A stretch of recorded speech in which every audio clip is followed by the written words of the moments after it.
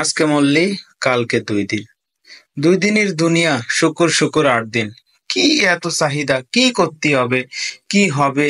সকালে চিন্তা দুপুরে কি খাবো, দুপুরে চিন্তা রাত্রে কি খাবো, ভবিষ্যতে কি হবে, এত চিন্তা করে কোনো লাভ আছে?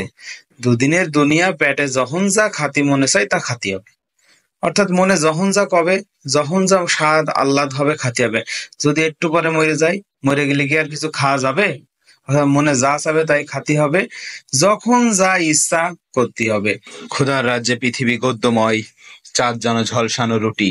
আসসালামু আলাইকুম বন্ধুরা, কেমন আছেন সবাই? আমি আলহামদুলিল্লাহ ভালো আছি। নতুন একটা সকালে, নতুন একটা দিনে আপনাদের স্বাগত। সকাল সকাল কাজের উদ্দেশ্যে বের হয়ে যাচ্ছি। রাস্তা ধরে হাঁটতেছি আর এদিক সেদিক তাকাচ্ছি, কি করব, কি হবে, সামনের দিনগুলো কি হবে। এগুলো ভাবতেছি না, জাস্ট ভাবতেছি সকালে কিছু খাতি হবে, তাই খাওয়ার জন্য এদিক সেদিক হোটেল খুঁজতেছি। তাই খুঁজতে খুঁজতে রাস্তায় চলে আসলাম, রাস্তায় খুঁজে এসে হোটেলে ঢুকবো, কি খাবো তাই ভাবতেছি। ভাবলাম যে রুটি খাবো, কি রুটি খাবো, তন্দুর রুটি খাবো আর হচ্ছে ডাল খাবো।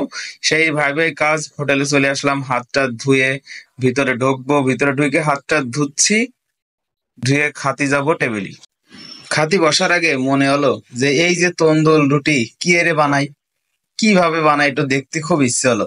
তাই আবার হোটেলের সামনে চলে গেলাম এবং দেখলাম এক ভাই তন্দুর রুটি বানাচ্ছে, রুটি বেলতিছে, পানি ছিটা দিচ্ছে আর এই যে ভিতরেই করতেছে।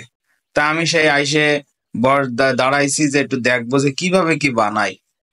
আর বর্তমানে যে অবস্থা হোটেলে, সামান্য একটু ডাল দেয় তা যে দাম, বাবারে বাবা, 20 টাকার অল্প একটু ডাল দিছে আর এই দুটো রুটি 20 টাকা। তার মানে 40 টাকায় সকালে খালি, তার পেটের কোনাটাও ভরে না। তা কি করব, তারপরে তো সকালে খাতি আইস, বাসাতে যদি না খেয়ে আসি যেদিন, সেদিন তো বাইরে এসে খাওয়াই লাগে। তাই কি আর করব, যাচ্ছি সেই জায়গা দেখতে যে আসলে কেমনে কি বানাই, বানানোটা দেখতে হবে এবং চেষ্টা করব বন্ধুরা আপনাকে দেখানোর জন্য। এই যে রুটি রুটি বেলেই যাচ্ছে, আসলে এই খামিটা যে কিভাবে বানাই সে খামিটা এখন আমি দেখতে পারিনি। নিশ্চয়ই রাত্রি বানাই থই, এই খামিটা রাত্রি বানাই থই, সকালে সেই খামি দিয়ে এই যে রুটি বেলতেছে, স্বাভাবিক রুটির মধ্যে বেলতেছে। কিন্তু এই রুটির ভিতরে ভাই একটা কারিশমাটিক ব্যাপার স্যাপার আছে, কারণ এই রুটি স্বাভাবিকভাবে তাওয়ার উপরে ভাজা হয় না।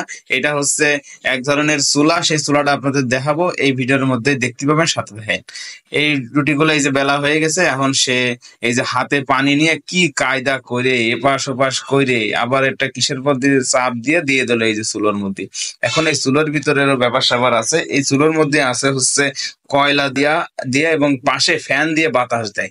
এই বাতাসে কয়লা প্রজ্বলিত হয়ে আগুনে দাউ দাউ করে এবং এই রুটি সেকা হয়। এর কয়বার তন্দুর রুটি।